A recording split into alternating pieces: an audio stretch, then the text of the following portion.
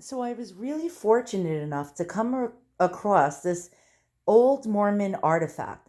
Now, I know nothing about the LDS church or Mormon religion, but I had found this item right here, which is an old diary from 1899 and a beautiful, um, actually, watch fob chain with the 10 commandments inside this little pair of binoculars. If you look through them, you actually see the 10 commandments. This is an old Stanhope.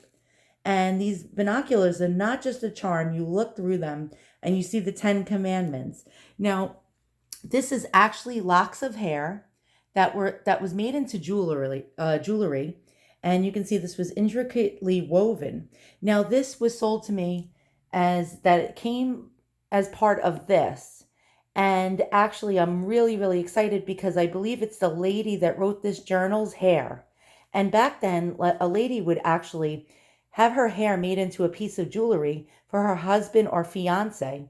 Or if somebody had passed away, their family members would actually get a jewelry memorial piece made up with locks of their hair. Now, what I was able to find out, now I did a video just last evening showing you this, but since after that video, I found out more information about the person that wrote this diary or journal, and it's dated August 7th, 1899. Now, what I was able to find out was that this is Elizabeth Chulo Williams, or Chul Williams, and she actually went in 1899. She actually went from Provo, Utah to the Hawaiian Islands to an area in Oahu. I believe it's pronounced La'i, and she went there, and she actually was part of a Mormon mission with her husband, and her husband's name was William Alva Williams, and she wrote this amazing diary about her journey with the LDS missionary or mission. And she talks about the plantation. She talks about a sugar plantation. She talks a lot about everyday life with the natives. She talks about all the people, and I've actually been able to find these people on the internet that were part of this place in Hawaii who was actually trying to practice their religious beliefs on the Hawaiian Islands at the time, and there's lots of notable Mormons that are actually found easily on the internet that she interacted with daily. One of them being someone by the name of Samuel Woolley. And Woolley was actually, I believe, the president of the plantation in La'i, Oahu.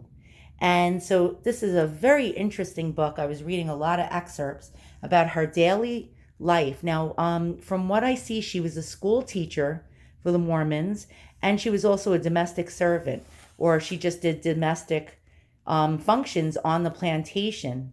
And she had quite a bit of friends. And this is actually really amazing. All the stories that she had written was quite interesting, giving you a glimpse into the life of a Mormon and the life of a woman during the Victorian era. And this book is filled, it's a very, very thick book, as you can see here. And almost every single page in this book is filled with daily entries. And from what I can catch a glimpse of, she was actually, like, it seemed like she was falling ill very easily back then. She had quite a bit of headaches. She was always nauseous. She did not like boat rides. Now, I only read about 13 pages so far of this book, and this book has loads and loads of pages, over 100 and I think 30. And it just goes on and on and on with her daily excerpts. She explains a lot of the daily functions. She talks about different prayers. She talks about giving her life to the Lord. And it's really, really amazing to read just what goes on in on a day-to-day basis in this woman's life. Now, I don't know really very much about the Mormons and about their religion, but it actually gave me a glimpse into what their beliefs are. And it's quite a pretty religion. She talks about actually one of the main guys at that time was Woolley, and Samuel Woolley. She does mention plural marriages. that he touted that, and he talked about it quite a bit. And she also gives her family information here. And from what I read, she was actually baptized by Brigham S. Young. And that's really interesting in itself. This gives family information. There's even recipes in here. There was a fruitcake recipe. It's really amazing. It says heart tonic. She might have had issues with her heart, but I found that she lived to the ripe old age of 92. Now, her husband lived into his 80s as well. And really, this is an amazing, amazing old book. Now, let me show you some of the information I was able to find on Elizabeth and her husband and the other people that she shared with, time with at that mission. And so here is her gravestone that I was able to find a photo of on the internet. And that is really cool. Her husband, I found out this information. Now, there's a whole page, a couple of pages of information about him. It says missionary database. It gives his information, his mother's name, his father's name, who baptized him. His date of death was 1953. He was born in 1869 in Provo, Utah. And here's more information. He was called at 27 years old. He was on the Sandwich Islands in Hawaii. And it mentions his wife's name right there, Elizabeth Chules. And it's a priesthood office 70. I did read that later on in years he became an elder. And this is just really, really interesting. And there's a lot of history with this guy in it, in the Mormon church. This I found out also. It tells you also about his wife and his wife's family's names. And so he was a missionary to the Sandwich Islands from 1897 to 1901 with his wife. And he went back in 1905 to 1906. He was the second counselor to Bishop of Fifth Ward, Provo, 1908 to 1912. And he was a plumber and a contractor. Now, Elizabeth, we have her photo, which is really quite interesting to see a face behind the story. And it gives all her information. She was born in 1870. She died in 1962, 92 years old. It says her mom's name, her dad's name. And here's her information. She was called to service when she was 26. She was set apart on March 3rd, 1897. Now, I don't know what that means by that set apart phrase. I don't understand it. And it says mission type proselytizing. She was married to William Alva Williams, called from Provo, Utah. And she was set apart by Seymour B. Young. And from what I read in another document, she was baptized by Brigham S. Young. And then she was called back again in 1905 to 1906, which is really, really interesting. Now, I was able to find photographs of this married couple on the internet. Now, I did show this in another video, but if you didn't see it, here they are here, the whole group. Now, she is actually right here with this little girl, and her husband is to the left of her right here. So here's Elizabeth, and here's a husband, and here's the group. And this one was, I believe, in 1905, this photo was taken. Actually, in 1900, it says. Group photograph, and their names are listed here.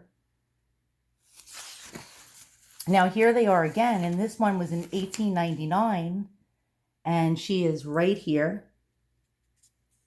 And she's with the Woolley family and the other missionaries and the couples. She was only one of 6 women actually part of this particular mission. And she is right here.